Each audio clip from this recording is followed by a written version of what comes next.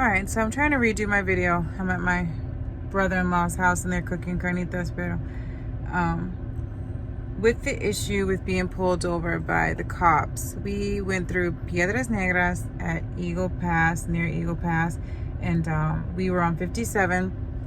What we did not realize is that our GPS took us off of 57 and she was putting us on this side road on Monclova that was about 10-15 minutes, and then you get back on 57 all of a sudden. So I don't know why. You're like, what, are you in on this GPS? What the heck is going on? But because our daughter was really fussy, we did not pay attention to the fact that she's taking a nap.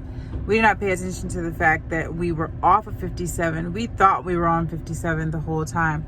But as soon as we turned left at a gas station, immediately you see this truck. I don't even know where that truck was. Like, I was paying attention to my surroundings. I did not see that truck. It came out of nowhere, speeding. You got these people like driving up on the side of your vehicle, but there's other cars and you realize that they're police and you're just like, what the heck is going on? They're like standing up there telling you to pull over. But when I saw them, I told my husband, that's for us. Even though there's other cars, I just had a feeling it was for us because the other cars were contemplating, like, do they pull over? Who do they want to pull over? I was like, they want us to pull over. The officer got out. He came and asked us for my paperwork, and I went to pull out my paperwork, and when he got it, he looked over. Before he spoke, he noticed I had dash cams. What he doesn't know is I have a third dash cam in the back of my window, but he noticed I had two in the front, and he told my husband to step out of the car and come and speak to him. And I'm sitting there like, why? But I deep down knew why. Long story short, he wanted a mordida. He wanted money. He told my husband that my paperwork did not look legit. There's a lot of people coming through with fake paperwork. My husband said, why would I put my family at risk coming in here with fake paperwork? We have went to the Banjercito. My wife got this permit before she even left the United States. They emailed it to her. He was like, well, it's a lot of people that's coming in with fake ones, so we just have to verify it. The problem is we're having trouble verifying it, and you know, it could be a long process to take you to the office and have us try to type it in the computer and blah blah blah. So here's what I could do for you.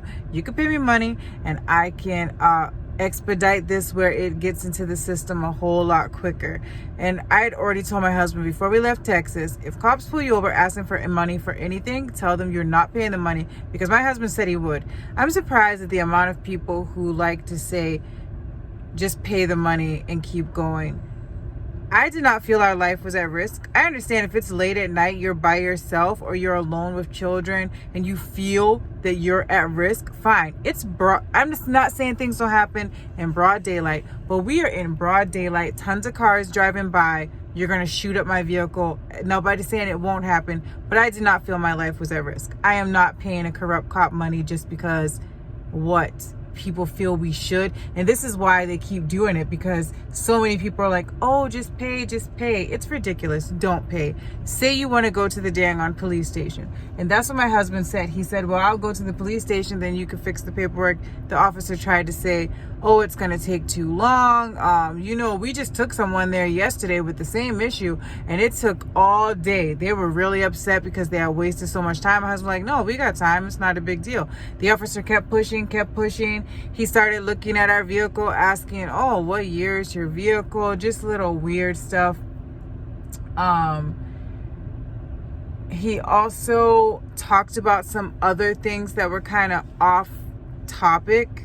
I can't remember at this moment. I'm trying not to wake up my daughter.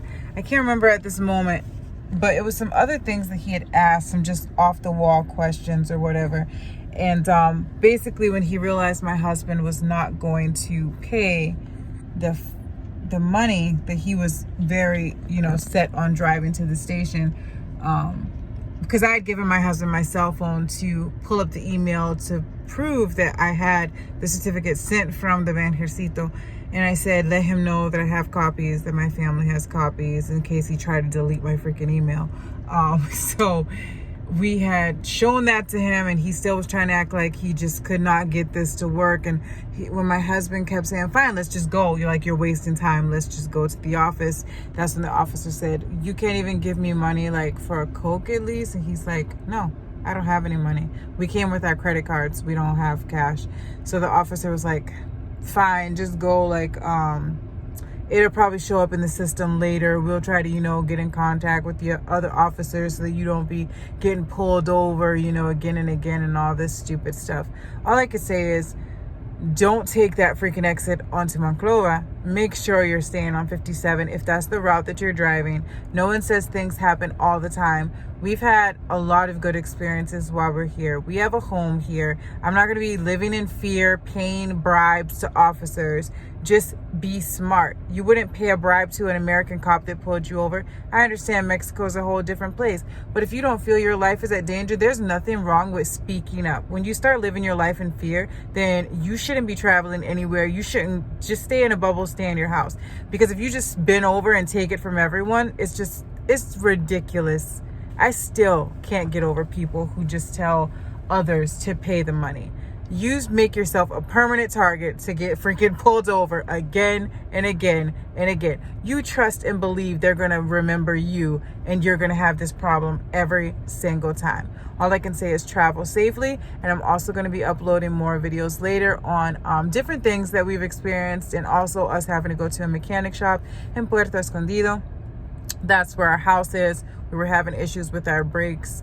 We had just got a lot of work done on our car, but I'm going to be uploading videos on just things going on in Mexico and our experiences. Negatives, but also positives. It's not all negatives here in Mexico, guys. It is a lot of good people, a lot of great experiences, a lot of nice people. And now someone's woken her little buns up looking at me like, why are you talking, mommy? I also want to do a lot of videos on traveling with a baby. Let me just say, I have not seen a lot of videos on that. I've seen couples who have no children, couples whose children are adult, and couples who have children, but they're in an RV. And I feel like an RV is just a little different because you have that extra space. Your child can kind of move around. Your children can sit here, sit there. Traveling in a car for a few days, that is a whole different experience. And one, being an infant and also starting to deal with being sick, whether it's from the whole climate change and everything. It is extremely hot here, so I did not expect my infant to get sick, but she did get sick. And so I'm going to be doing videos on that, and I'm going to go because she's starting to really get up and she's going to want to fuss. Yeah.